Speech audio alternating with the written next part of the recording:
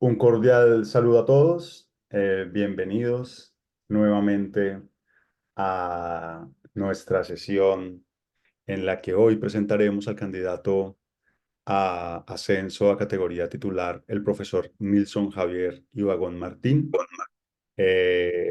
Los dejaré con la profesora Adriana Janet, quien hará una presentación del profesor. Bien, el profesor Javier Ibagón Martín es licenciado en Educación Básica con énfasis en Ciencias Sociales de la Universidad Distrital Francisco José de Caldas. Es especialista en currículo y pedagogía de la Universidad de los Andes. También es especialista en políticas educativas de la Facultad Latinoamericana de Ciencias Sociales en Argentina. Cuenta con formación en maestría y por tanto es magíster en Ciencias Sociales con orientación en Educación de la FLACS en Argentina y magíster en Historia por la Pontificia Universidad Javeriana. Igualmente doctor en Educación por la Universidad de Murcia en España. Actualmente está vinculado al Departamento de Historia de la Universidad del Valle. Es integrante del Grupo de Investigaciones Históricas en Economía, Política y Educación, IEPE. Es investigador con categoría vigente de asociado en el Ministerio de Ciencia, Tecnología e Innovación de Colombia. Además, es coordinador general de la Red Panamazónica para la Formación y la Enseñanza de la Historia. Su campo de investigación se ha concentrado principalmente en el análisis de la política educativa en Colombia, la enseñanza-aprendizaje en la historia, la educación histórica, el desarrollo de estudios comparados de la educación y la formación docente. Cuenta con varias publicaciones, entre las que se cuentan libros de su autoría y también libros en donde ha participado en calidad de editor.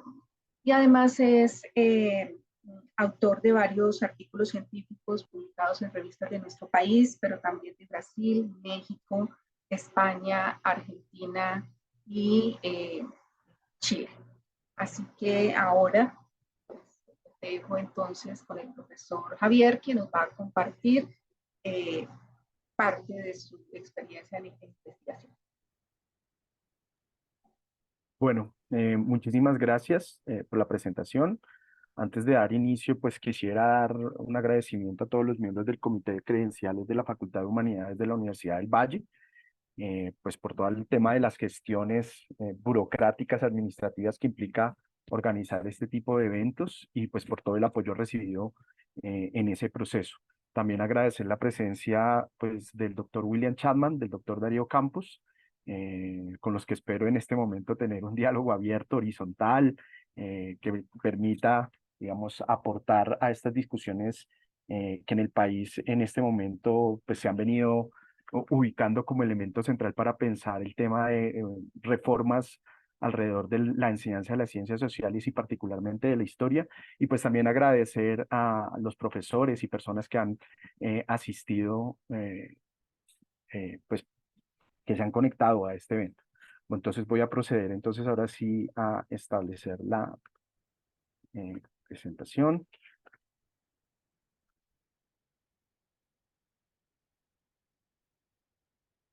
Bueno, entonces la disertación lleva por título El uso de fuentes históricas en la escuela y el desarrollo del pensamiento histórico del estudiantado.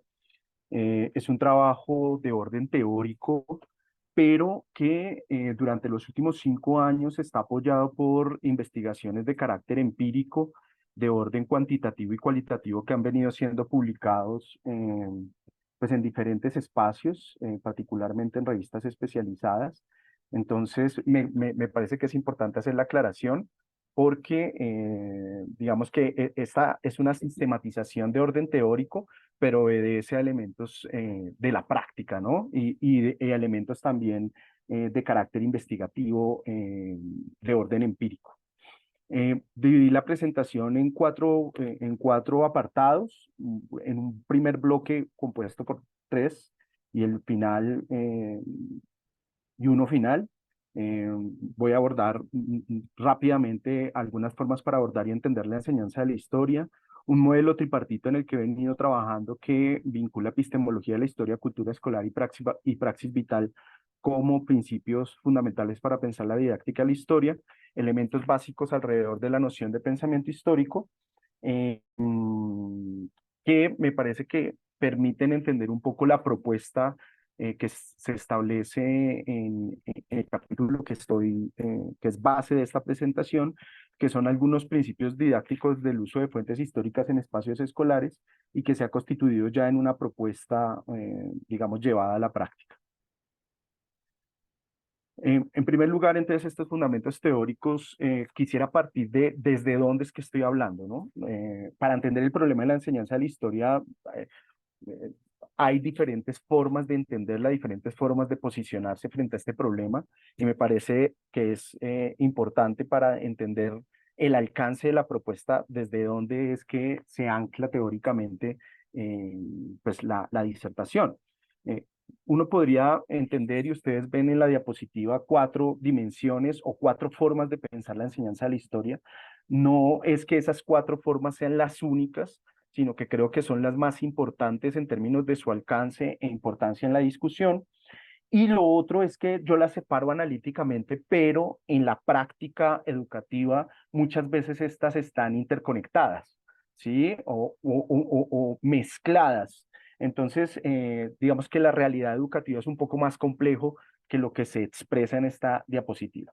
Una primera forma de entender la enseñanza de la historia que obedece también a la constitución de los sistemas educativos durante el siglo XIX, pues es la perspectiva nacionalista, que tiene una función particular, que obedece a un contexto histórico particular de formación identitaria y de conformación del Estado-Nación, donde digamos que eh, las líneas gruesas de constitución de sentido se diluyen un poco alrededor de esquemas de memorización, esquemas, digamos, precisamente de unas identidades homogéneas, y que a lo largo del siglo XX, siglo XXI, digamos, perduraron, ¿no?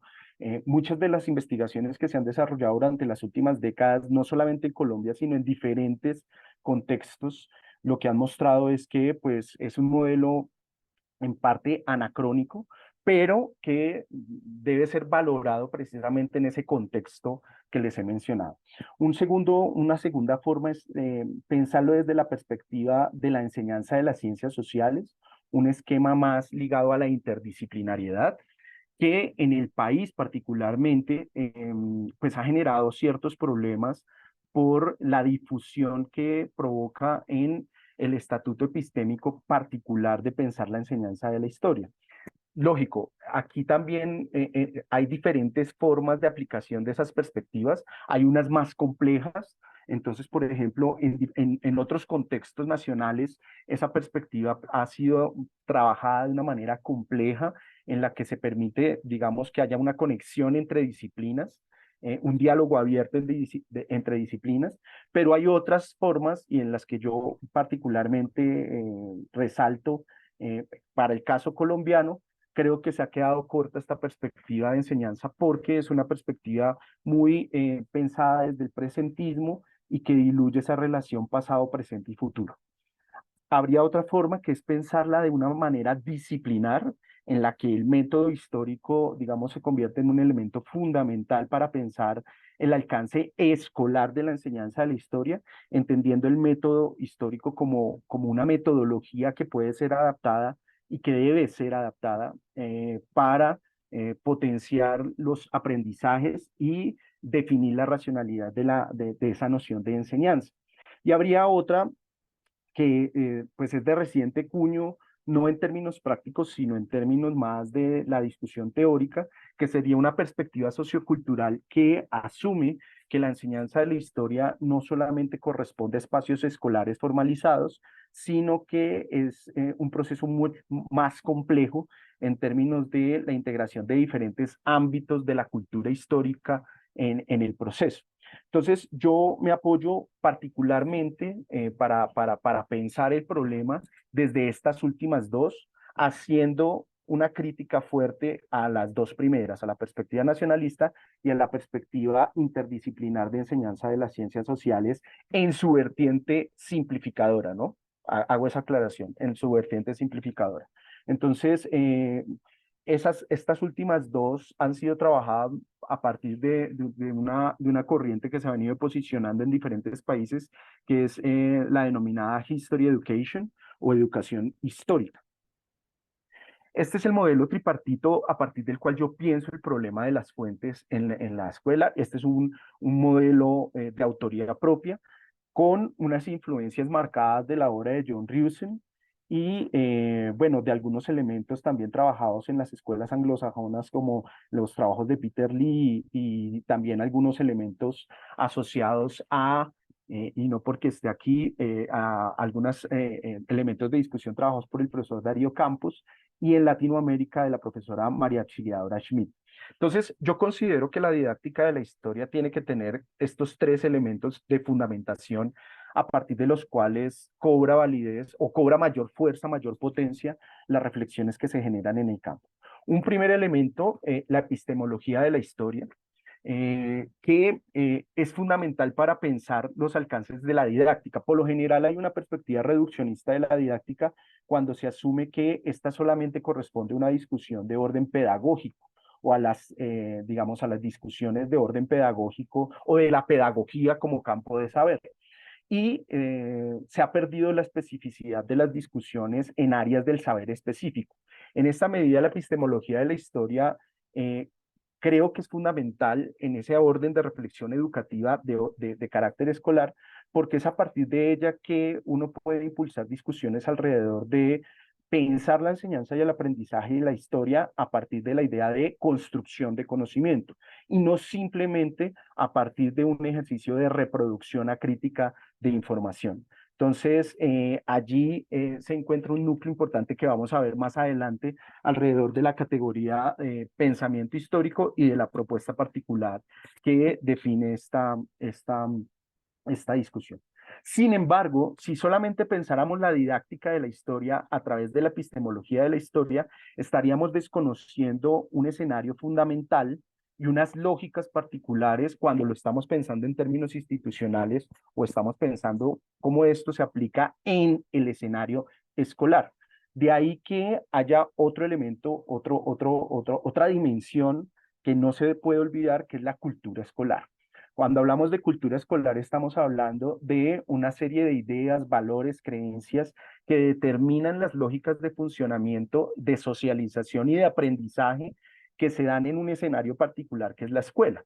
Entonces, la cultura escolar imprime una serie de elementos que hacen que las discusiones de la epistemología de la historia se transformen, pero en términos de aplicabilidad y en términos de alcance de la discusión, ¿sí?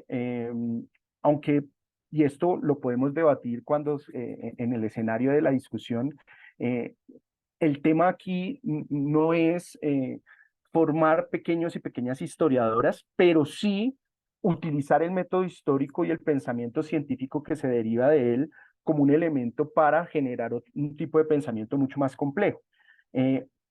¿Por qué hablo, digamos, de pequeños y pequeñas historiadoras? Es en clave de que no es un ejercicio de formación profesional que vamos a desarrollar en la escuela, sino que tenemos que tener en cuenta el alcance y el lugar donde se están desarrollando las estrategias y los objetivos educacionales, en este caso, la escuela. Y un elemento, digamos, que yo ubico como en la base de este modelo tripartita, que es la vida práctica, ¿no? La praxis vital. Aquí, digamos, la influencia de la obra del profesor John Rawson es fundamental y es cómo logramos que las discusiones orientadas de la epistemología de la historia, entendidas desde su relación con la cultura escolar, se logren articular directamente con la praxis vital de los agentes educativos que intervienen en el proceso de enseñanza y aprendizaje.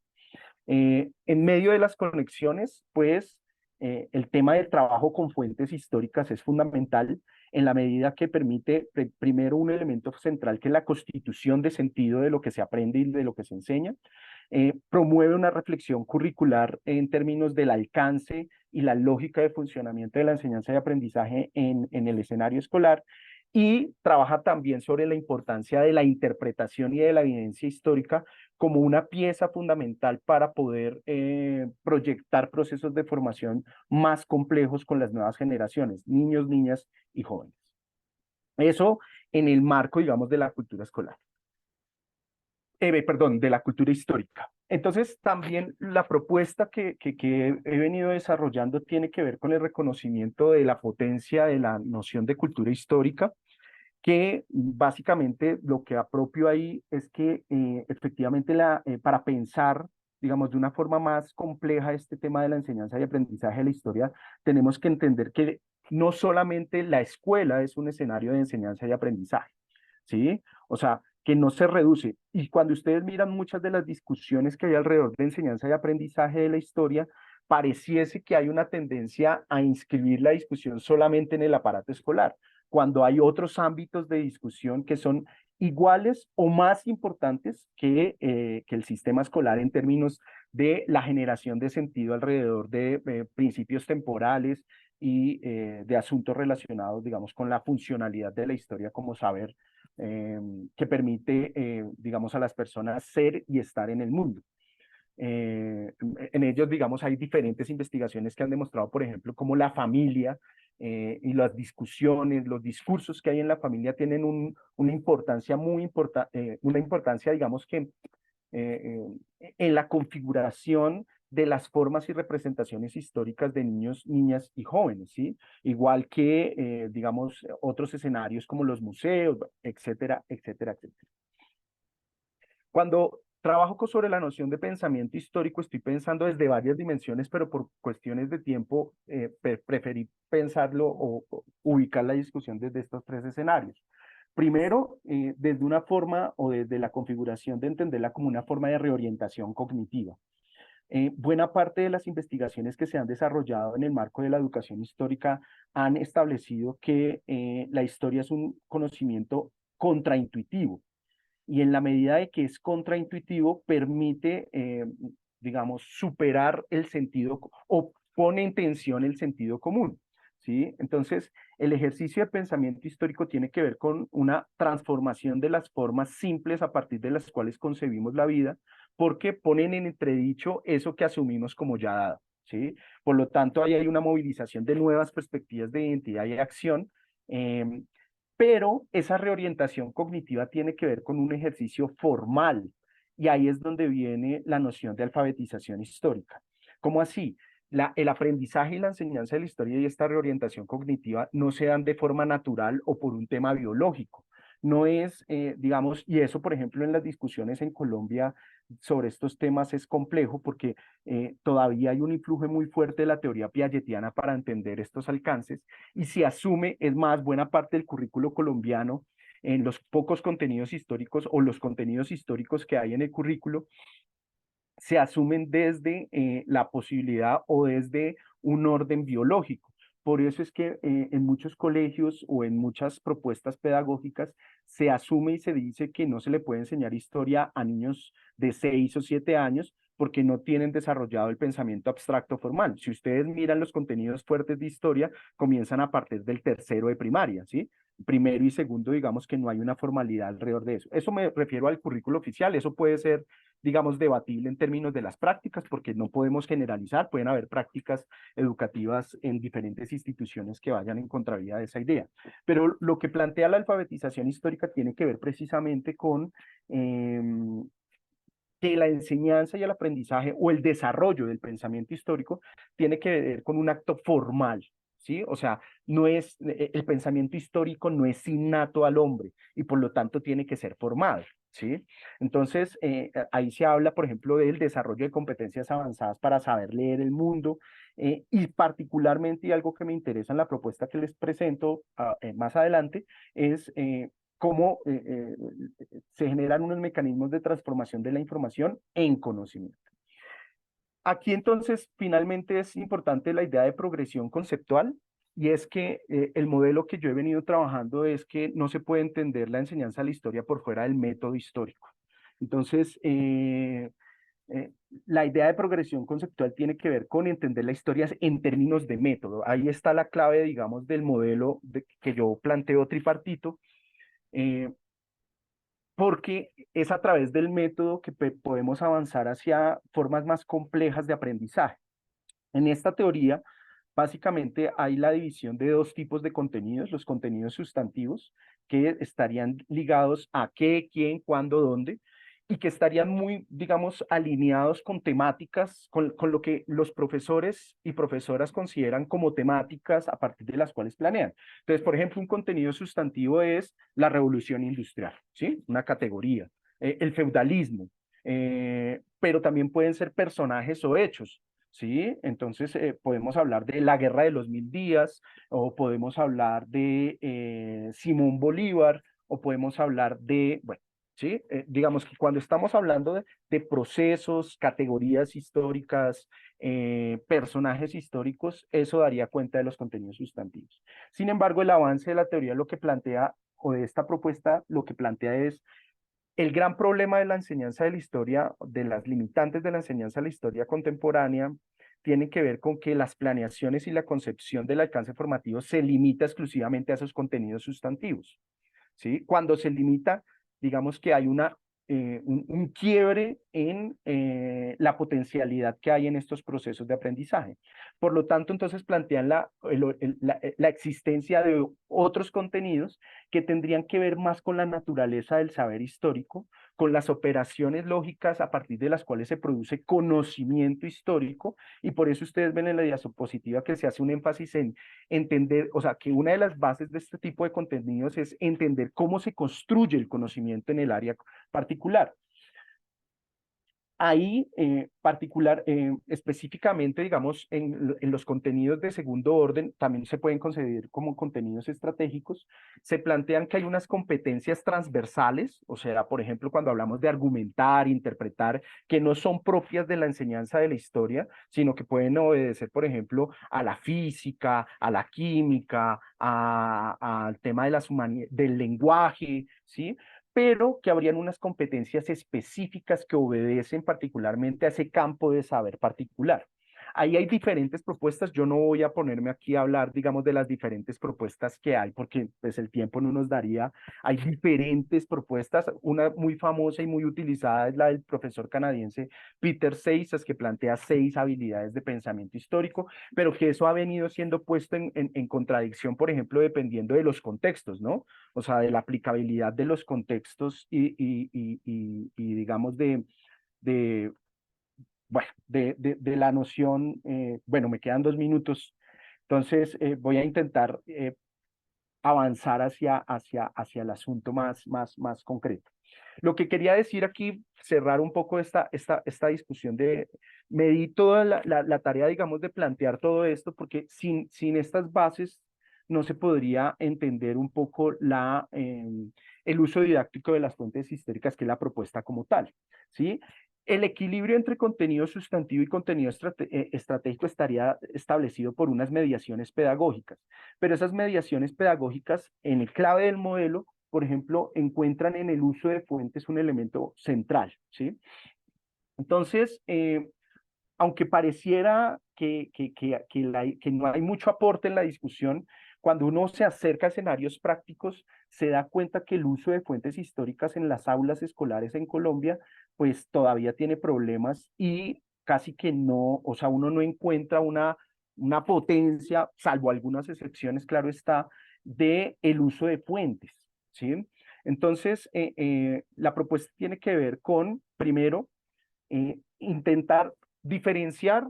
Yo diferencio entre fuente histórica y evidencia histórica, porque también en los escenarios prácticos lo que se ha encontrado es que muchos profesoras asumen que llevar fuentes históricas, que solo el hecho de llevar fuentes históricas al aula ya lo convierten en un escenario como de innovación educativa y como un ejemplo de desarrollo de pensamiento histórico, pero esto dista de la realidad.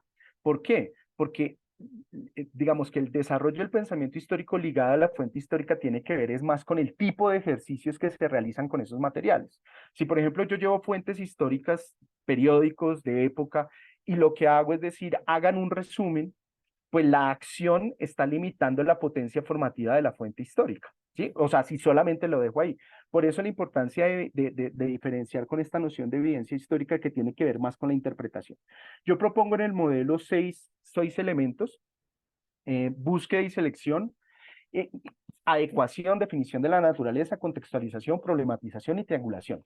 Este modelo tiene que ver es más con el ejercicio que tiene que hacer el profesor o la profesora cuando usa fuentes históricas en el aula de clase, ¿sí? Entonces tienen que ubicar el modelo más en esa perspectiva.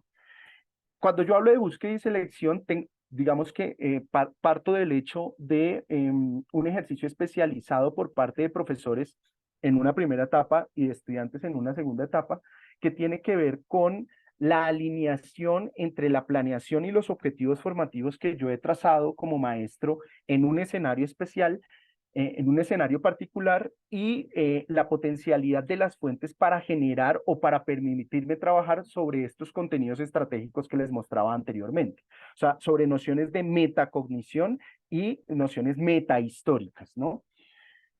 Frente al tema de adecuación, tiene que ver el ejercicio de la docencia, tiene que ver, o el uso de fuentes en el contexto histórico.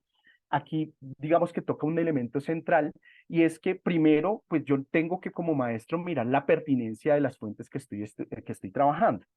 Esa pertinencia tiene que ver con diferentes valores que no solamente ligan la epistemología de la historia, sino la cultura escolar. ¿Qué tipo de población estoy trabajando? ¿Con qué tipo de población estoy trabajando? ¿Sí? No todas las fuentes son adecuadas para trabajar con determinadas poblaciones. Entonces, la adecuación tiene que ver con un ejercicio reflexivo intelectual muy fuerte, que tiene que ver precisamente con grados de asegurar que las fuentes realmente permitan cumplir con los objetivos educacionales trabajados. Un segundo elemento es el tema de legibilidad y comprensión, que tiene que ver más con el asunto de cómo hacer o cómo intervenir la fuente. Un ejemplo concreto para avanzar es el asunto de, por ejemplo, cuando yo trabajo con fuentes o folios que son 5, 6 hojas y mis estudiantes tienen problemas de lectoescritura, ¿sí? Yo podría asegurar, digamos, a través de buscar o identificar información concreta que podría, digamos, utilizar. La definición de la naturaleza, las nociones digamos, las lógicas del tipo de fuentes, pero siempre pensando, porque este es un ejercicio que uno podría hacer, bueno, pues eso es obvio. No, no es obvio en términos de la planeación, es como determinadas fuentes primarias y secundarias permiten o se entrelazan realmente en el desarrollo de la metacognición de los estudiantes. El tema de la contextualización, que es muy importante, y es cómo a través del uso de fuentes, el tema de discutir el lugar de producción de la fuente también me permite establecer unos análisis de aproximación mucho más fuertes a los contextos que yo estoy trabajando, ¿sí?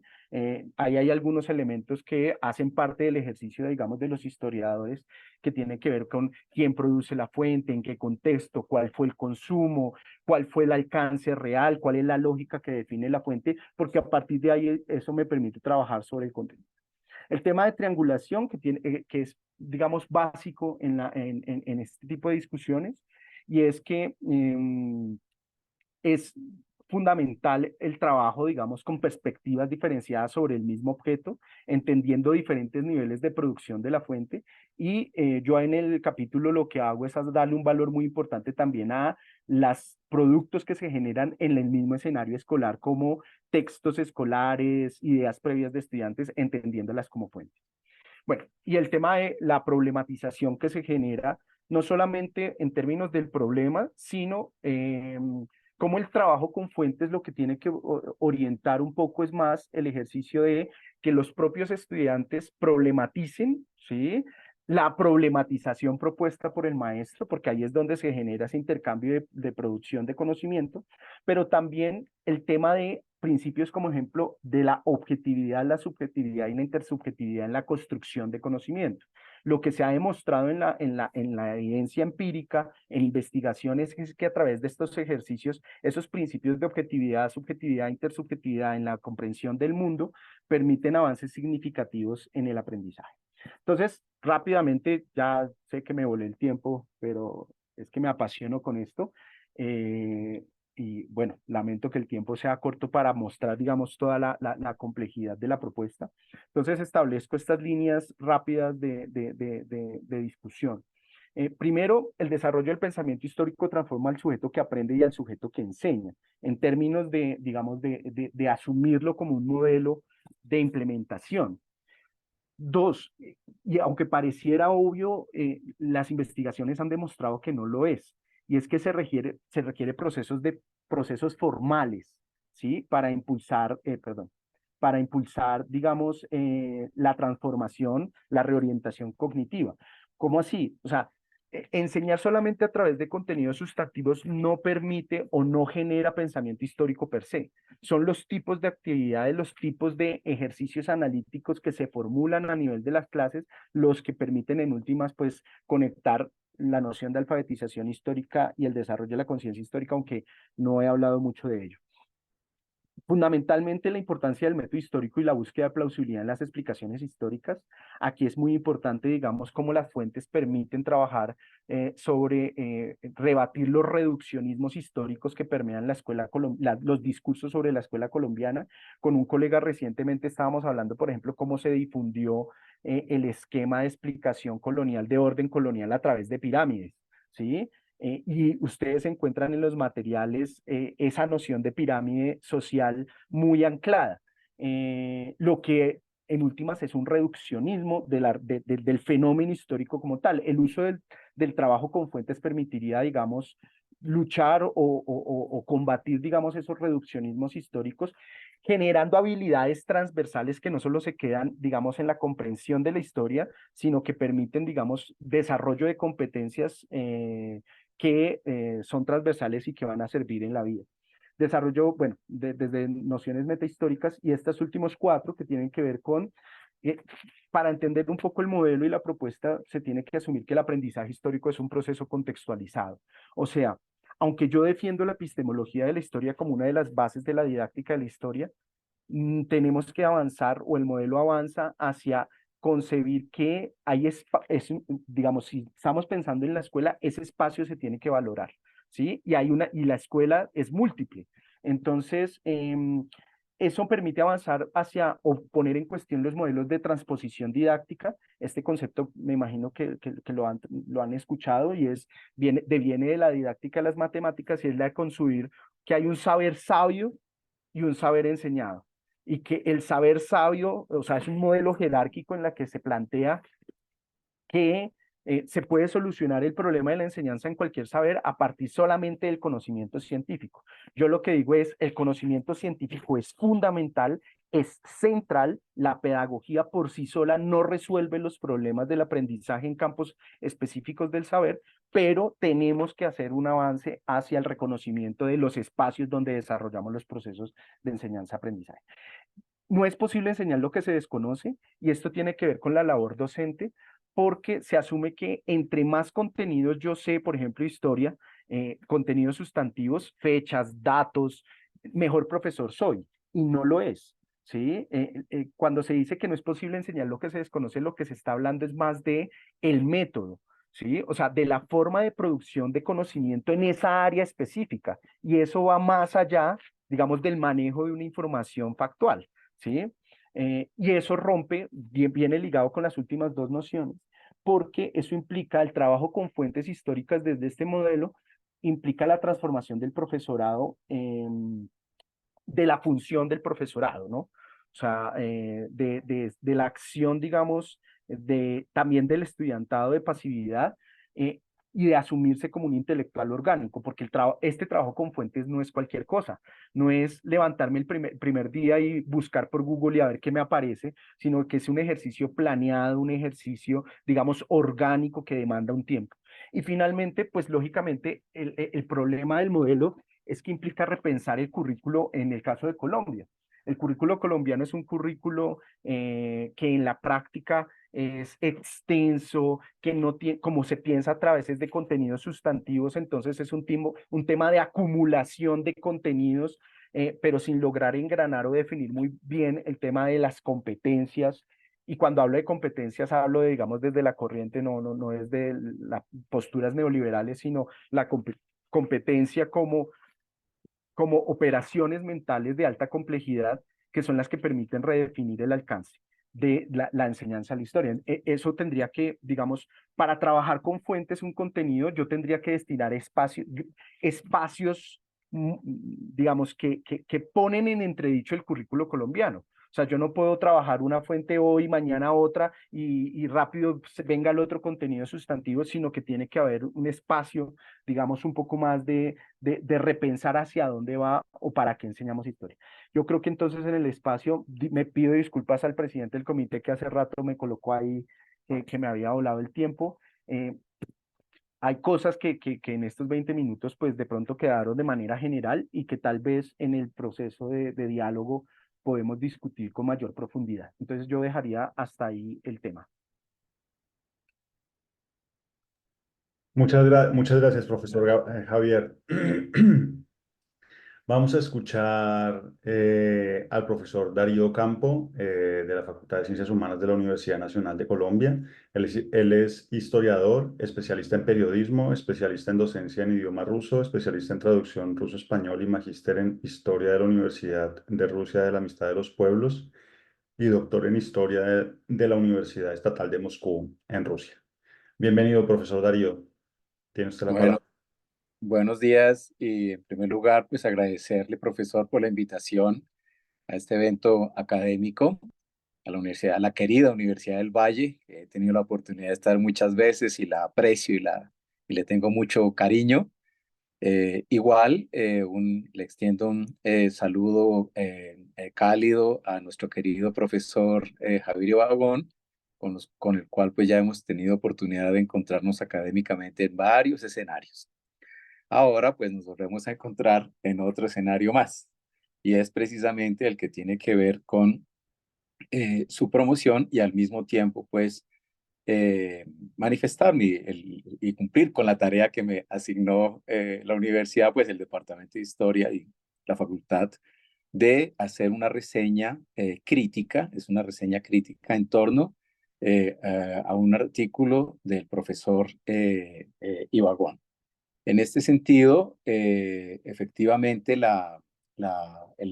artículo que vamos a hacer, pues la reseña crítica gira en torno a un texto que se lleva por título El uso de fuentes históricas en la escuela y el desarrollo del pensamiento histórico de los estudiantes.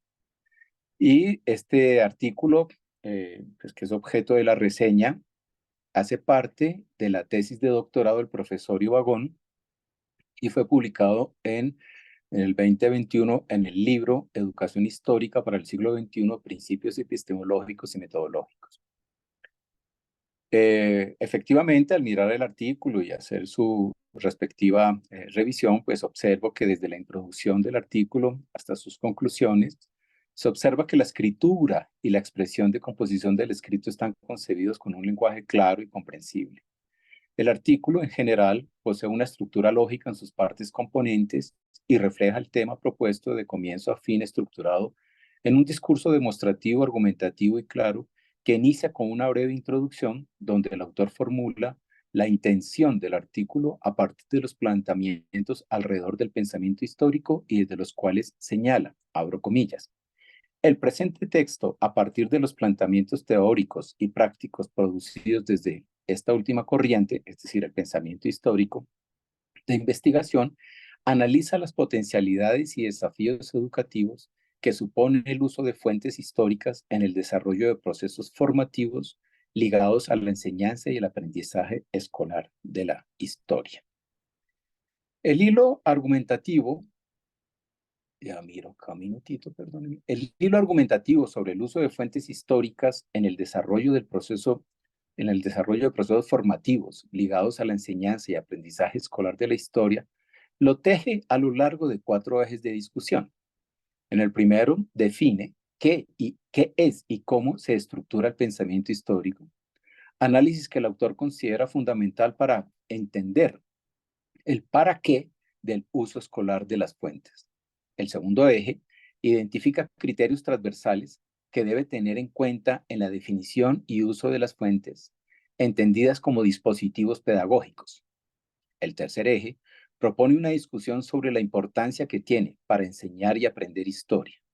Identifica los diversos niveles de interpretación desde los cuales un hecho o fenómeno histórico se narra. Y, finalmente, el cuarto eje, como resultado de las discusiones previas, explora las implicaciones que tiene el uso de fuentes en la renovación de las prácticas docentes, ejercicio que se realiza mediante el análisis de retos y desafíos que se producen en diversos niveles de la acción pedagógica.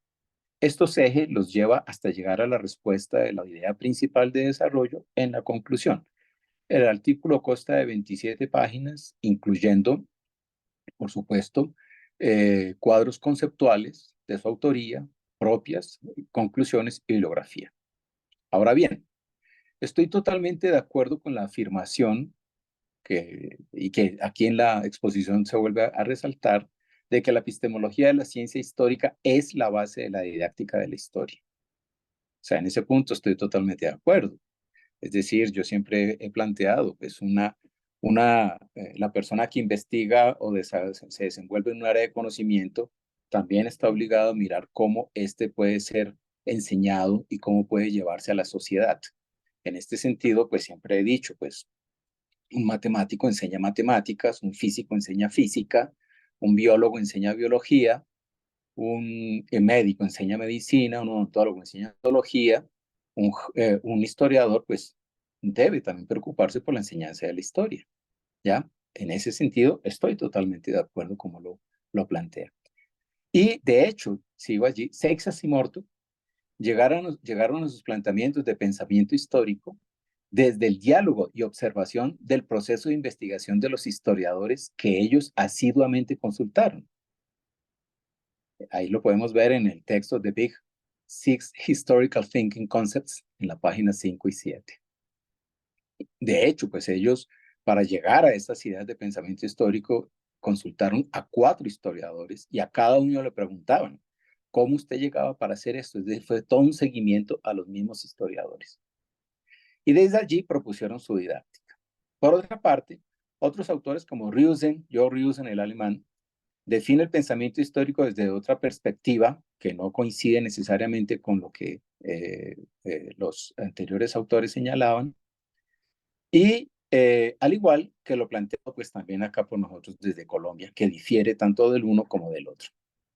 Creo que esa parte mereció algo más de desarrollo, pues no se, pues no, pues valga la redundancia, pues no se desarrolla la idea de relacionar la estructura de pensamiento histórico, que es una de las propuestas que hace precisamente el profesor, que va a establecer una estructura de pensamiento histórico. Y ahí la pregunta es, ¿a cuál estructura se refiere el autor con el uso escolar de las fuentes? Es decir, ahí vemos planteamientos, algunas ideas teóricas sobre lo que es el pensamiento histórico, pero no se evidencia con claridad la estructura de ese pensamiento histórico o a cuál se está refiriendo desde cuál marco teórico. A propósito de fuentes, el autor nos deja en ascuas por saber la definición de fuente histórica. Es decir, ahí pues no hay en ningún momento qué quiere decir una fuente histórica, a qué se está refiriendo, cómo la entendemos, desde qué dimensiones. Entonces, pues quedamos así como en ascuas. Y por supuesto, sus tipologías. Y de estas, ¿cuáles son las que se trabajarán en la clase de historia o ciencias sociales? En ese mismo sentido, cabe recordar que el trabajo con fuentes textuales primarias desde la década de los 80, pero principalmente en los textos escolares de los 90 y 2000, se proponen varias actividades. Véase las ediciones de Editorial Norma, por ejemplo, donde precisamente en la década, sobre todo los 2000, 90 y 2000, se publicaron muchos textos y el modelo de elaboración de las unidades que se planteaban allí exigía la publicación de fuentes y actividades escolares con fuentes históricas. Y yo lo comento pues porque precisamente soy autor de texto y fui actor de texto y yo mismo publiqué en esos manuales trabajos con fuentes primarias, ¿ya? Y trabajos pues de diferentes dimensiones. De hecho, también en el proyecto que logramos hacer con el Ministerio de Educación sobre 200 años, 200 preguntas, pues también fue una invitación a trabajar con fuentes, pero en este caso no fueron fuentes escritas, sino principalmente fuentes monumentales. Y por eso creería que hizo falta en gran medida tratar de definir a qué es lo que se estaba refiriendo el profesor con relación a lo que es fuente histórica. De igual forma, hubiera sido pertinente definir qué significa desde lo pedagógico la fuente histórica como un dispositivo pedagógico. O sea, teóricamente haberlo desarrollado, y que creería pues ahí estaría todavía como necesario de su desarrollo. El debate entre la memorización y la crítica en la enseñanza de la historia ha sido objeto de debate en Colombia desde hace décadas.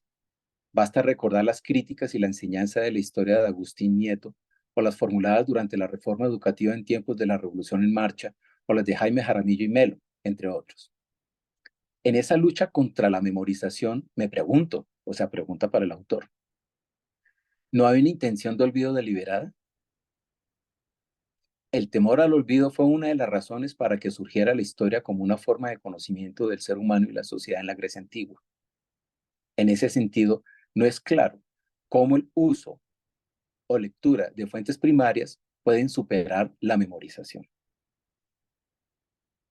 Llama la atención la afirmación que las pinturas, procesos judiciales, canciones, testimonios, monumentos arquitectónicos y otros, el autor no las considere fuentes, sino formas narrativas. Ahí la pregunta es ¿por qué? Si precisamente cuando acaba de señalar, por ejemplo, cuando hicimos ese proyecto de 200 años, 200 preguntas, fue enviar a la mayoría de escolares y de colegios del país alrededor pues, de la celebración del Bicentenario de 1810, en el 2010. Y es interesante pues porque nosotros usamos principalmente fuentes monumentales como fuentes históricas, es decir, mandar a los estudiantes a ver dónde estuvo Bolívar en aquella época, en las casas históricas, en fin, entonces por eso me llama la atención que monumentos arquitectónicos no se consideren fuentes, sino formas narrativas. Entonces me gustaría saber como pregunta, ya que estamos aquí y que querido Javier pues está proponiendo un diálogo horizontal, pues que sería interesante por qué razón ese punto, esa afirmación. El artículo en líneas generales pues podemos hacer varias observaciones, varias cosas, en fin, pero invita a trabajar en el aula escolar con fuentes históricas, esencialmente textuales, pero nos deja nuevamente en ascuas, en el cómo se podría hacer. Claro, ya Javier pues contextualizó pues que esta es una parte de otras que ya se habían realizado en el aula, pero tengo entendido que él trabajó con estudiantes escolares colombianos, así como españoles, pero pues en este caso voy a ser sincero, los españoles no es que me llamen la atención, yo quiero saber es cómo se trabajó con los colombianos y cómo se propuso pues esto, ¿no? Y en este sentido, tengo la siguiente pregunta, es decir, si en la anterior observación que hago, los testimonios no son fuentes, sino simplemente formas narrativas, pues le hago una pregunta al profesor Javier. Si los testimonios no son fuentes, ¿cómo podría abordar el conflicto colombiano que se basa fundamentalmente en testimonios? ¿Son apenas meras narraciones? Es decir, ese sería un punto interesante. En la conclusión del artículo, el autor señala la importancia del uso de las fuentes en la enseñanza de la historia, acentuando que ese sería un camino para superar la memorización de la historia y daría bases para el desarrollo de la crítica, ya que se conocería cómo es el proceso de construcción de la explicación histórica. Se compararían diferentes interpretaciones de fenómenos históricos y se potenciaría la acción pedagógica docente. Esa es la reseña en general, pero ya escuchándolo y pues teniendo en cuenta que hizo una ampliación de algunos elementos más, también tendría una pregunta, no sé si haya tiempo para que el profesor también la conteste, pero tendría otra pregunta. Todas estas propuestas que hacemos está para la enseñanza de la historia, llamémosla así, del pasado, o sea, la historia que investiga el pasado y que ya está organizada y que ya está, como él decía, un saber sabio gigante, ¿cierto? Y que es el que se tiene que, o sea, ¿a cuál otro saber sabio gigante o a cualquier otro saber pues estaría refiriéndose que no fuera este? ¿Ya? O sea, no sé si hay alguna otra posibilidad. Pero precisamente en ese sentido, la enseñanza de la historia, como por ahí también lo señala el profesor Javier, eh, pues ha tenido un carácter desde el siglo XIX y sobre todo comienzos del siglo XX, enmarcado dentro de el desarrollo, sobre todo, de procesos identitarios nacionales, con reconocimiento de fronteras, reconocimiento de cosas, en fin, hay varias cosas en este sentido. Me gustaría saber cuál es la opinión del profesor Ibagón a la hora de enseñar historia, a la luz precisamente de esas de las corrientes que vienen de años atrás, que están cogiendo mucha fuerza, neoliberales, donde prácticamente la concepción es borrar las fronteras, anular las soberanías, ¿cierto? Donde ya no hay soberanías, donde ya no hay fronteras y donde ya no hay nada que hable específicamente, o sea, es un proyecto neoliberal que están dando en este momento y donde incluso se está revisando, hay un proceso muy fuerte de revisionismo histórico, particularmente pues en todo el mundo y también principalmente en Europa, donde aquellos movimientos políticos que eran sido considerados nocivos, que habían sido considerados enemigos de la humanidad, como el nazismo, estén teniendo apertura en algunos países europeos, incluso sea tolerado principalmente, por ejemplo, en este momento en Ucrania, o situaciones similares. Igual, por ejemplo, conociendo pues esa misma situación sobre lo que está sucediendo en Gaza, ¿no? Es decir, donde hay un exterminio de una población, donde hay un genocidio en particular. Entonces ahí la pregunta es, ¿qué está pasando? Que las fuentes no han enseñado suficiente a los europeos y a los israelites, no los enseñaron lo suficiente en fuentes para poder comprender lo que están haciendo y sucediendo y se estén repitiendo pues prácticamente fenómenos sociales catastróficos como los que estamos presenciando. Bueno, ahí dejaría, habrían más preguntas por supuesto, pero como dice el profesor Iván, son preguntas para abrir el diálogo y pues conversar. Gracias. Nuevamente. Muchas gracias, profesor Darío. Vamos a escuchar al profesor William y posteriormente el profesor Javier tendrá oportunidad para responder a a las preguntas. El profesor William Alfredo Chapman Quevedo de la Universidad del Tolima es historiador de la Universidad del Atlántico, magíster en Historia Social y Política Contemporánea por la Universidad Internacional de Andalucía, España, magíster en Sociedades Históricas y Formas Políticas en Europa de la Universidad Rovira y Virgili, España, y doctor en Historia Social y Política Contemporánea de la Universidad Internacional de Andalucía, España. Bienvenido, profesor William. Muchas gracias. Bueno, primero agradecerle a la Universidad del Valle por la invitación a este evento. Pues, es la tercera vez que estoy de paro homólogo en un evento de ascenso de la universidad. Me parece de los eventos más bonitos a los que he asistido para ascenso. Eh, Segundo, felicitar a Javier. Realmente la propuesta que hace es una propuesta, utilizar una palabra un poco de los chicos de ahora, muy fresca. Es una propuesta que a mí me gustó bastante, me gustó muchísimo y me gustó la discusión que él plantea tanto en el artículo como eh, en los 20 minutos en que expuso la propuesta investigativa y la propuesta de enseñanza de la historia que tiene, porque me parece realmente muy interesante. Yo mm, tengo una reseña también, al igual que el profesor Darío, pero yo, como es casi que un poco ahondar en el mismo terreno, voy a permitirme, si me dan ese margen, si no la leo, más bien apuntar y resaltar los puntos claves que yo destaco en la reseña del trabajo del profesor Ibagón, y las preguntas que tengo, que no es para que me las responda ahora, sino para posibles reflexiones más adelante. Sí, está bien, Bueno, está sí, bien, profesor, por supuesto. bueno.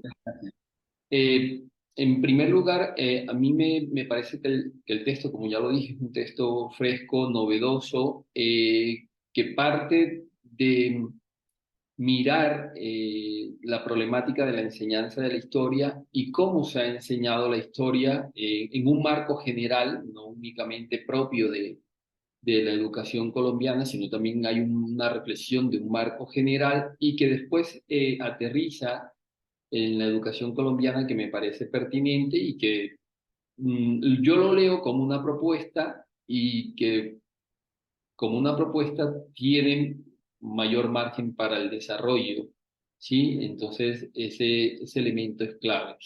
En segundo lugar, me parece también un, un desarrollo investigativo muy pertinente en cuanto coloca en discusión el tema de la disciplina de la historia, ¿sí?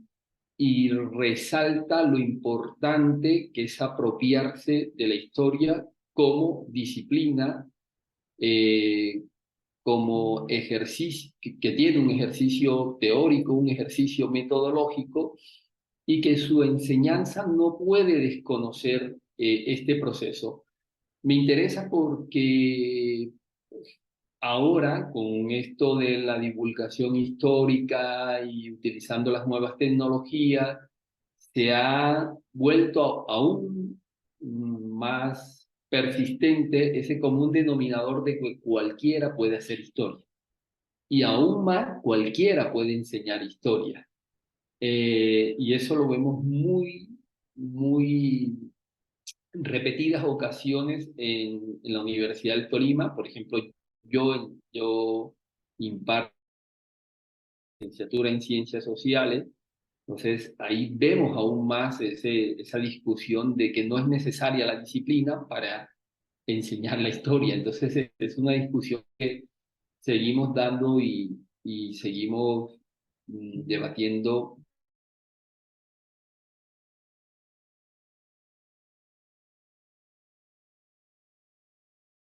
Hay un elemento clave y es que coloca en escena eh, una serie de elementos, que son los 6 elementos que él propone, para construir un pensamiento histórico. Y me encanta eso de construir el pensamiento histórico porque coincido con el profesor Ibagón, el pensamiento histórico y el conocimiento histórico no es un constructo innato a, a la sociedad, sino que pues se va construyendo a través de la enseñanza. Y hay algo que dijo muy clave en su presentación, donde la familia juega un papel importante en esa construcción de la historia. Esa construcción de la historia. Y aquí quiero hacer un paréntesis para introducir una pregunta. Cuando el profesor dice, bueno, hay que repensar el currículo, también hay que repensar cómo las familias asumen ese currículo, porque uno de los elementos que mayor choca con, no solamente aquí, ahorita que el profesor Darío Campos le decía que no le interesaba España, que solamente Colombia, a mí me parece que hay que mirar esas comparativas muy interesantes, porque en España está esa discusión de que muchas familias se oponen a contenidos o elementos curriculares de la historia porque no creen procedente enseñar ciertos fenómenos del pasado. Y aquí, digamos que pasa igual. Pasa igual, sobre todo, adaptaciones curriculares en colegios donde el Estado ya no tiene alcance, o en teoría tiene alcance, pero no lo hace. ¿Sí? Entonces, es decir, yo he escuchado y pues, es el ejemplo que colocan nuestros egresados, es que muchas familias le dicen, no, ese tema acá no me lo toques. ¿Sí? Ese fenómeno histórico acá no tiene presencia. Entonces, ¿cómo hacer todo esto? En cuarto lugar, me parece interesante esa propuesta de trabajar con fuentes históricas, pero no trabajar per se, sino trabajar con una serie de objetivos que implica la aplicación de una serie de pautas para llegar a un objetivo. Y ese objetivo es construir un pensamiento histórico no, y me encanta eso, no traído por el profesor, sino que va a ser un constructo entre el profesorado y el estudiantado. Es decir, no hay un conocimiento eh, superior que se impone desde arriba. Y me encanta eso porque eso nos lleva, la problematización que plantea el profesor Ibagón, a mirar algo. Y es lo que siempre hemos entrado en discusión los historiadores, y es a tratar de mirar las historias y no la historia. Porque no hay una sola historia, están las historias. Y sobre todo, pues hay una historia oficial hegemónica que perdura y que nosotros, los historiadores, generalmente tratamos de replantear eso y tratamos de que en la escuela se modifique ese entramado. Bueno, me encanta también, en sexto lugar, lo que introduce la cultura histórica. Esto es un elemento muy interesante porque pues una de las cosas que más anota Julián Casanova en sus reflexiones, y es la falta de una cultura histórica a nivel social que tiene que ver también con el pensamiento histórico. Entonces, eso, para llegar a esa cultura histórica hay que entender el método, hay que trazar unas líneas, y el profesor Ibagón lo coloca en la palestra. Y por último, me encanta eso de mirar la historia como un ejercicio complejo y no como un ejercicio simple. Eso nos tumba ese común denominador, ese cliché de que la historia es algo simple, que no tiene una complejidad, que no tiene un método, que no tiene una teoría atrás de. Y yo sí estaría, al contrario, a mí me parece que el trabajo con fuentes nos ayudaría al ejercicio de la memoria mucho más eh, eh, va a generar un fenómeno arraigado del ejercicio de la memoria, el trabajo con fuentes. Yo sí coincido, yo antes estoy ahí un poco en contravía de lo que plantea el profesor Campos. A mí me parece que sí, el trabajo con fuentes nos ayuda a generar los aspectos de memoria, ¿no? Bueno, un poco sí también eso lo que él plantea, lo de la memorización, que sigue siendo un elemento fundamental, pero yo entiendo lo que él quiere plantear, Javier, al mirar la historia más allá de ese proceso. Ahora faltaría ver dos cosas, ¿no? La primera, ya la pregunta ya se la hice en cuanto a lo de la familia, y lo segundo, entender la historia en términos de método implica que el profesorado tenga esta capacidad. Y ahí es donde yo coloco un poco, no en duda, sino hasta qué punto las tensiones que hay, especialmente en las licenciaturas, entre lo disciplinar y lo pedagógico, que el texto del profesor Ibagón lo que hace es conciliarla, que es lo que hay que hacer, hasta qué punto se pueden conciliar para que el profesorado que va a enseñar historia, y no solamente en la parte de primaria, secundaria, sino también en la universidad, eh, tenga presente esto, tenga presente que se debe partir en términos de método y de aplicación de todo un entramado alrededor de la complejidad de la historia. Entonces, ahí es donde un poco yo, no es que tenga mis dudas, sino que un poco cómo sería la ruta, y yo sé que no me lo va a responder Javier, porque es un poco difícil, ¿cómo sería la ruta para que lleguemos a conciliar este fenómeno, que no solamente pasa con la historia, también puede ser el campo de la geografía, ¿no? En el caso de las licenciaturas en ciencias sociales. Ese es un poco lo que yo mm, quería plantear, como lo dije anteriormente, ya el profesor Darío hizo una excelente reseña de lo que es el texto de Javier, un texto que yo recomiendo, un texto que me agradó, que me gustó leer, que se lee con mucha facilidad, está bien escrito, y felicitar a Javier y bienvenido a, a, al ese cuerpo profesoral de profesores y profesoras titulares. Entonces, felicitarlo nuevamente. Muchas gracias. Gracias, profesor William. Profesor Javier, tiene usted la palabra. Bueno, muchas gracias. Quiero agradecer pues el ejercicio riguroso que ha hecho tanto el profesor Darío Campos como el profesor William Chapman alrededor del texto base de la disertación. Eh, digamos, al escucharlos, se nota que digamos que interactuaron con el texto y eso me parece importante, digamos, para este tema de la discusión. Bueno, yo voy a iniciar con algunos comentarios, algunas respuestas a interrogantes formulados por el doctor Darío Campos, que me parecen interesantes en términos de precisamente del diálogo y de la discusión académica que hay que tener frente a estos asuntos. Yo iniciaría con el tema de las fuentes. Sí, efectivamente en el texto posiblemente se hubiese podido desarrollar una discusión mucho más profunda alrededor de la conceptualización de las fuentes en términos categoriales, en términos teóricos.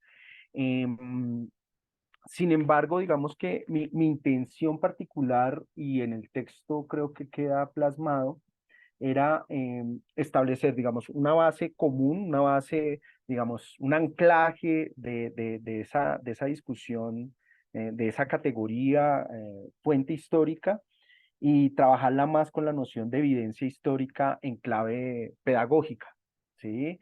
En la medida que digamos que el interés particular de la propuesta tenía o tiene que ver con la potencia y con la defensa que tenemos que hacer en torno a entender la enseñanza y el aprendizaje en términos de construcción de conocimiento y no solamente y simplemente en términos de reproducción.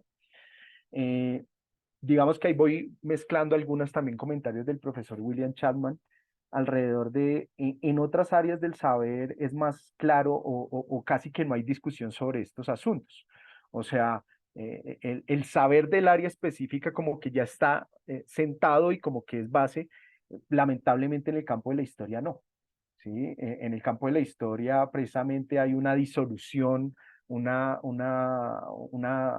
reducción, un reduccionismo del alcance particular de ese saber específico y por eso digamos que es generalizada esta idea de cualquiera puede enseñar historia. Es más, los que hemos hecho investigación educativa hemos encontrado casos, por ejemplo, de profesores de otras áreas dictando ciencias sociales en términos de completar su horario y sobre todo con estas cátedras transversales que se han inventado o que han permeado el currículo y que tienen una ligación directa con el área de ciencias sociales como la Cátedra para la Paz, la Cátedra de Estudios Afrocolombianos cuando se implementa, porque ahí también tenemos unos vacíos, pero digamos que estas discusiones en otras áreas del saber no es común encontrar a alguien dictando física que no sepa física.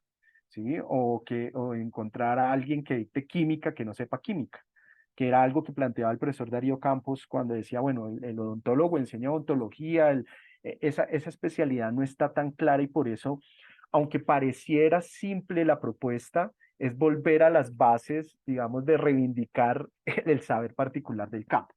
Entonces yo estoy de acuerdo un poco con la orientación del profesor Darío Campos, que ahí sí hubiese podido hacer un ejercicio más profundo. No es una excusa, pero el texto es de 2021 y han venido saliendo otros textos complementarios en los que, digamos, hay uno que va a salir publicado en próximos días por la Universidad de Porto, en Portugal, donde exploro un poco más esa idea de fuente histórica, donde, digamos, ya con estos años de distancia del texto y también de ir implementando la estrategia y de ir discutiendo, pues he ido fortaleciendo.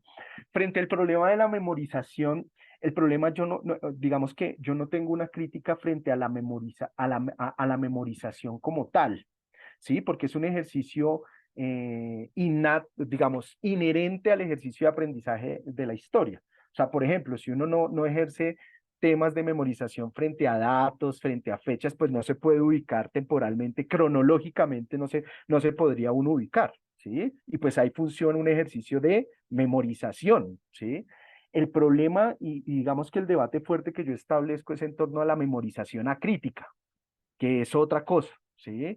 Es cuando se incorporan datos y sobre todo en escenarios escolares con un valor de uso y un valor de cambio, ¿sí? Entonces, la investigación educativa ha demostrado que las estrategias de enseñanza-aprendizaje por esa vía no tienen mayores resultados, ni siquiera en términos de la ubicación cronológica. En términos por ejemplo, de mi tesis doctoral, hay una parte en la que se colocan unos ejercicios sobre cronología en modelos o en espacios donde el esquema ha sido trabajar la memorización, no el desarrollo del pensamiento histórico. Entonces, uno diría que si trabajaron memorización, podrían, digamos, tener un desempeño más o menos destacable en términos cronológicos, ¿no? Y en términos de referenciación. Y es todo lo contrario, tanto estudiantes y españoles fallan enormemente en, digamos, ubicar hechos en una línea del tiempo, ¿sí? Entonces dicen la revolución, y miren, Revolución Francesa en España, ¿sí? Que está más cerca, que hay un influjo, y la ubican en el siglo XVI, otros la ubican en el siglo XIX, otros, digamos que uno diría, ni siquiera esa memorización acrítica genera competencias o genera habilidades básicas en esa línea. Entonces, la discusión no es sobre la memorización como tal, porque yo la asumo como parte integral también del proceso de aprendizaje, sino de una memorización acrítica que lleva, por ejemplo, y esto también lo hemos demostrado con estudios empíricos, a que un estudiante, por ejemplo, colombiano que cursa 11 grados, 5 grados de educación primaria, 6 grados de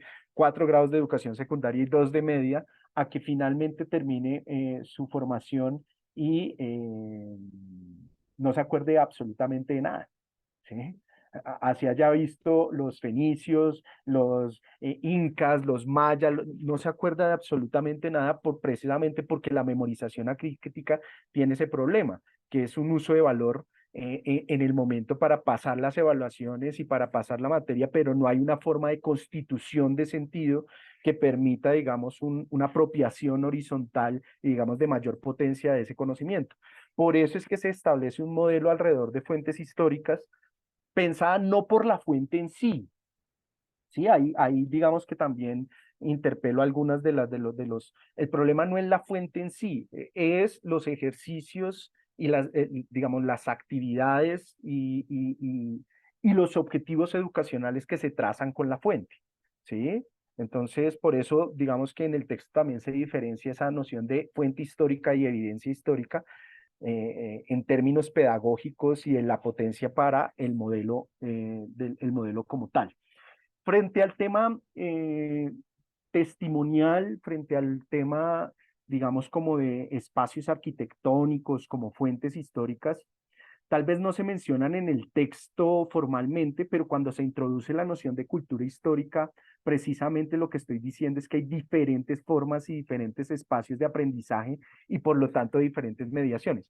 Claro, en la discusión, digamos que se plantea de fuentes primarias y secundarias, esa discusión en el texto es muy acotada, es supremamente acotada, porque digamos que se está mostrando, es más, se le está dando más fuerzas al modelo integral que a cada una de sus partes.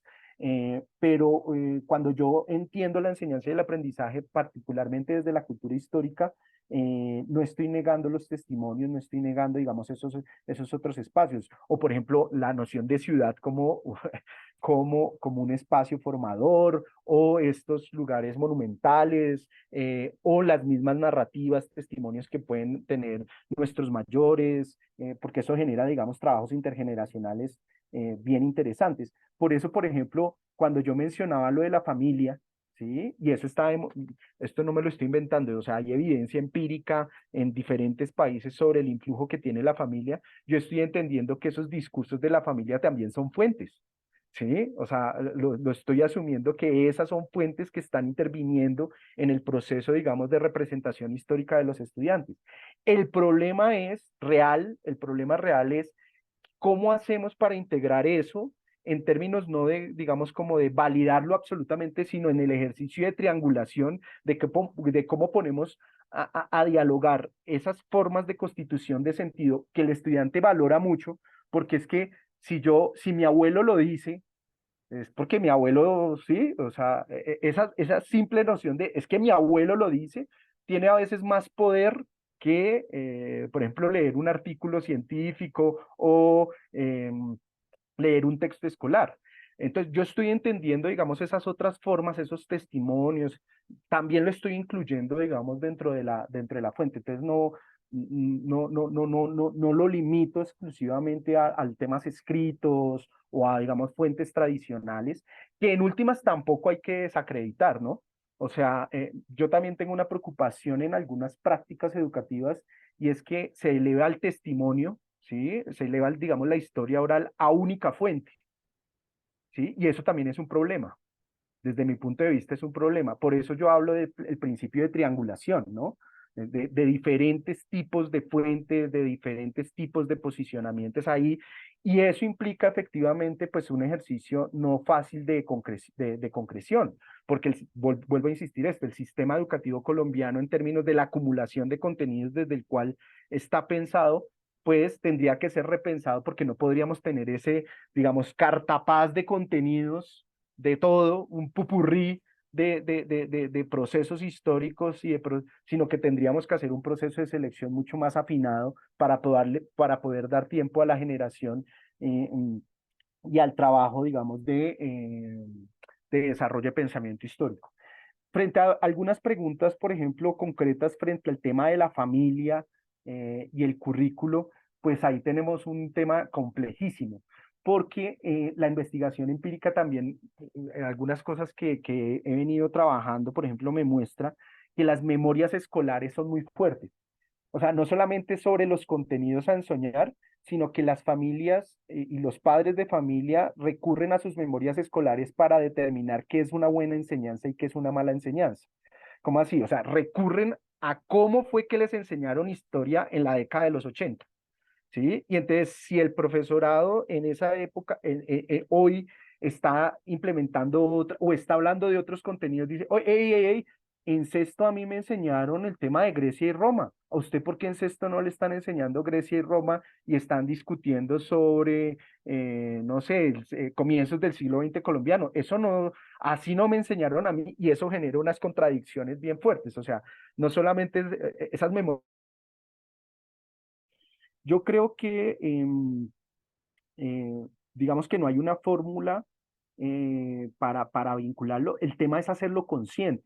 O sea, es que el problema es que no somos, en muchas de las estrategias, en muchas de las discusiones, no somos conscientes de la potencia que tienen estos otros ámbitos de constitución de sentido histórico en nuestro. Es más, asumimos, y por eso yo trabajo mucho con la idea de ideas previas del estudiantado, porque asumimos que los estudiantes son tábulas rasas que no tienen nada que decir, que no tienen ningún posicionamiento antes de que nosotros entremos como salvadores a mostrarles cómo era el mundo pasado, presente y futuro, ¿sí? Y lo que ha demostrado la investigación empírica es que no es así. O sea, que nuestros estudiantes tienen ideas previas a qué tipo de calidad tienen esas ideas, qué tipo de, eso es lo que tendríamos que mirar, ¿no? Y revisar y trabajar sobre ellas. Entonces, reconocer que la familia, por ejemplo, es un núcleo importante, es un primer paso para repensar los currículos, ¿sí? El problema es cuando no, ni siquiera los pensamos, ni siquiera los tenemos. Ahí entra un proceso de negociación bien interesante de construcción colectiva de conocimiento que me parece que deberíamos avanzar hacia él. Y frente al tema del profesorado, efectivamente el modelo lo que implica es que tienen que trabajar con el método, ¿no? Entonces, eso nos lleva a una discusión bien interesante. Primero, por ejemplo, en el campo de la formación de licenciados en ciencias sociales, ¿sí? Yo ahí noto una dificultad, no está en el texto, pero sí noto una dificultad, y es que hay una ausencia de la didáctica específica en los currículos. O sea, una vía, por ejemplo, para trabajar estas perspectivas es a través de didáctica específica. Entonces, por ejemplo, para algunos historiadores escuchar solamente la palabra didáctica en la formación dice, ay, no, ya van a venir aquí a pedagogizar esto. No, los estudiantes tienen que saber es contenidos formales. Ojo, porque yo no estoy hablando de didácticas generales, ¿sí? O sea, la propuesta no está planteada desde, ay, aprendemos Vygotsky, aprendamos Piaget, que son fundamentales, pero desde Vygotsky y Piaget solito no podemos solucionar el problema de la enseñanza de la historia. Entonces, las didácticas específicas, si ustedes hacen un análisis de los planes de estudio de las licenciaturas en ciencias sociales, son casi ausentes, ¿sí? Y además, cuando hay quienes imparten, no saben, digamos, de las discusiones propias de, salvo excepciones, no quiero generalizar, de las discusiones internas de ese campo de saber que es un campo específico. Entonces, creo que para que el estudiantado comprenda, digamos, ese tema del método y la importancia de la enseñanza, puede ser esa vía de las didácticas específicas fortaleciéndoles. Pero además, desde los escenarios disciplinares, desde los cursos disciplinares. Hay un balance muy interesante que hicieron en Brasil, tocaría hacerlo en Colombia, pero creo que uno encontraría algo similar, y es que los espacios disciplinares, ejemplo, el curso de Edad Media, ¿sí? O el curso de siglo XIX, eh, por lo general termina siendo enseñado como un relato, no como una forma de construcción de conocimiento. Entonces, cuando hay ese quiebre también en los escenarios disciplinares, pues le es muy difícil a quien se está formando en la licenciatura entender la importancia del método, entender la importancia de, ¿sí? Sino que terminan siendo relatos, ¿sí? Narraciones, más no de la forma de cómo entender cómo se ha producido conocimiento sobre el siglo XIX, ¿sí? ¿Cuáles son las posturas, que es diferente? Y eso llevaría finalmente, digamos, porque nos dicen que 5 minutos para terminar, que ya creo que son 4, 2, que no solamente es en las licenciaturas de ciencias sociales. Tenemos un reto enorme, por ejemplo, donde más problemas tenemos es en la educación infantil. ¿Sí? Porque ahí es donde yo he encontrado los mayores sesgos en torno a elevar la noción piagetiana como única forma de entender estas discusiones.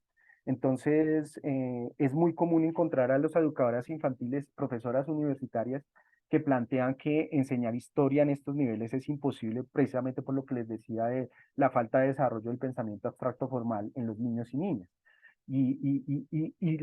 Bueno, lamentablemente, pues, en primaria hay una serie de contenidos. Entonces, si ustedes miran cuadernos escolares, por ejemplo, que eso también hay investigación sobre eso, van a encontrar que la noción de la conquista que se enseña en cuarto o quinto, ¿sí?